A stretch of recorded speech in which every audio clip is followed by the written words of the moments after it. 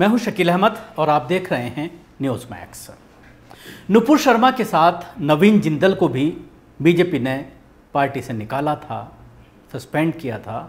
नवीन जिंदल ने कल एक ट्वीट कर यह आरोप लगाया कि मुसलमानों ने उसके घर पर हमला बोल दिया है, पत्थरबाजी का आरोप लगाया और ये कहा कि मेरी जान को खतरा है।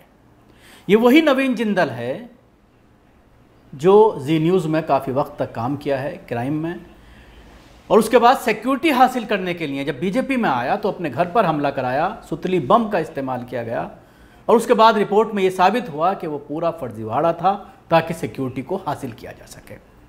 अब दोबारा से जब ये मामला नुपुर शर्मा का आया है तो बार बार इसके ज़रिए ट्वीट कर बाइट रिकॉर्ड करके सोशल मीडिया पर ये भ्रम फैलाने की कोशिश की जाती है कि मुसलमानों से इसको जान का खतरा है। और कल भी इस तरह की चीज़ इसके ज़रिए फैलाई गई जिसका दिल्ली पुलिस ने पूरी तरह से खंडन किया। दिल्ली पुलिस ने ट्वीट कर इस मामले में जानकारी दी और उसके साथ ही जिस इलाके में नवीन जिंदल रहते हैं उस इलाके के डीसीपी ने बाकायदा एक बाइट दी, मीडिया को रिकॉर्ड करके दी, जिसमें उन्होंने इस पूरे मामले का खुलासा किया। जो ट्वीट किया गया उसमें दिल्ली पुलिस ने लिखा कि श्री नवीन जिंदल बीजेपी के घर पर पत्थरबाजी की खबर धार्मिक है। कुछ मीडिया चैनल खबर दिखा रहे हैं। घटना में मलबे का पत्थर एक ट्रक टायर के प्रेशर से उछलकर उनके घर के सामने खड़ी पीसीआर गाड़ी के शीशे पर लगा।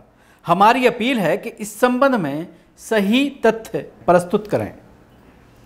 और इसके साथ ही आप इस ट्वीट में गाड़ी देख रहे हैं, पीसीआर वैन है 112 नंबर वाली, पीछे का शीशा टूटा हुआ है।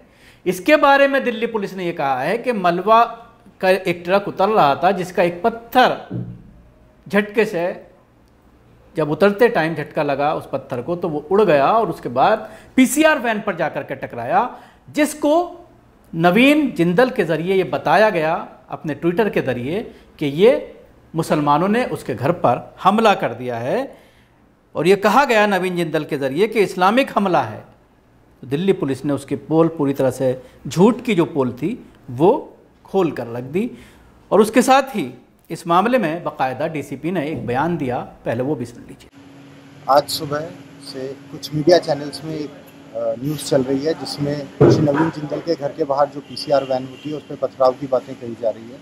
इसमें यही क्लैरिफाई करना चाहूँगा कि ऐसा कुछ नहीं हुआ है।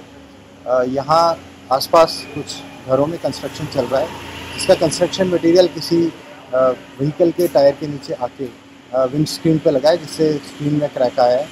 पथराव वाली इसमें कोई बात नहीं। तो देखा आपने, नवीन जिंदल पूरी तरह से एक्सपोज हो गए जब दिल्ली पुलिस ने इसका ट्वीट करके बाकायदा खंडन किया। न सिर्फ ट्वीट करके खंडन किया बल्कि डीसीपी ने इस पर पूरी जानकारी दी, क्योंकि कुछ चैनल्स ने, गोदी मीडिया ने ये चला दिया था कि नवीन जिंदल के घर पर इस्लामिक हमला हुआ है, मुसलमानों ने हमला किया है, जिसको पूरी तरह से फर्जी पाया गया। और इस पूरे मामले में जिस तरह से दिल्ली पुलिस ने खंडन किया वो भी काबिल तारीफ़ है। और दिल्ली पुलिस ने न सिर्फ ट्वीट करके ही अपनी जिम्मेदारी पूरी की बल्कि उसके लिए बाकायदा ऑफिसर्स का, जो इलाके के ऑफिसर हैं, उनके ज़रिए बाकायदा एक बाइट, एक वीडियो वर्जन भी जारी किया गया ताकि जो भ्रम फैलाया जा रहा है उसको पूरी तरह से समाप्त किया जा सके। तो आपने देखा किस तरह से आज इस पूरे मामले में का फ़ायदा उठाया गया कोर्ट में भी नुपुर शर्मा के ज़रिए, और उन्होंने जिस तरह से कहा कि उनकी जान को ख़तरा है और बार बार उनको धमकियां मिल रही हैं। पाकिस्तान से एक शख्स आया है जिसको गिरफ़्तार किया है एजेंसियों ने, और उसके साथ ही जिक्र किया गया बिहार का, बिहार में जो मॉड्यूल बस्ट हुआ है उसका काम भी नुपुर शर्मा का कत्ल करना था। नवीन जिंदल भी इस तरह के आरोप लगाते हैं कि नवीन जिंदल की जान को ख़तरा है और उसी वजह से हर वक्त 24 घंटे उनके घर के बाहर पीसीआर वैन खड़ी रहती है, सुरक्षा उनको मुहैया कराई गई है। नुपुर शर्मा को बाकायदा वाइस की सुरक्षा केंद्र सरकार के ज़रिए दी गई है, जिसकी वजह से जो लोग दूसरे राज्यों से कुछ पुलिसकर्मी आते हैं, कुछ पेपर्स लेकर के, कोर्ट के ऑर्डर्स लेकर के, उनकी भी तामील नहीं हो पा रही है, वारंट की तामील नहीं हो पा रही है। और अभी तक ये पता नहीं है कि नुपुर शर्मा कहाँ है। आज भी नुपुर शर्मा के वकील ही कोर्ट में हाजिर हुए और उसके बाद इसी चीज़ का फ़ायदा उठाते हुए सुप्रीम कोर्ट ने उनको 10 अगस्त तक के लिए पूरी तरह से गिरफ्तारी पर रोक लगा दी है और तमाम राज्य सरकारों और केंद्र सरकार को नोटिस जारी कर इस पूरे मामले में जवाब मांगा है।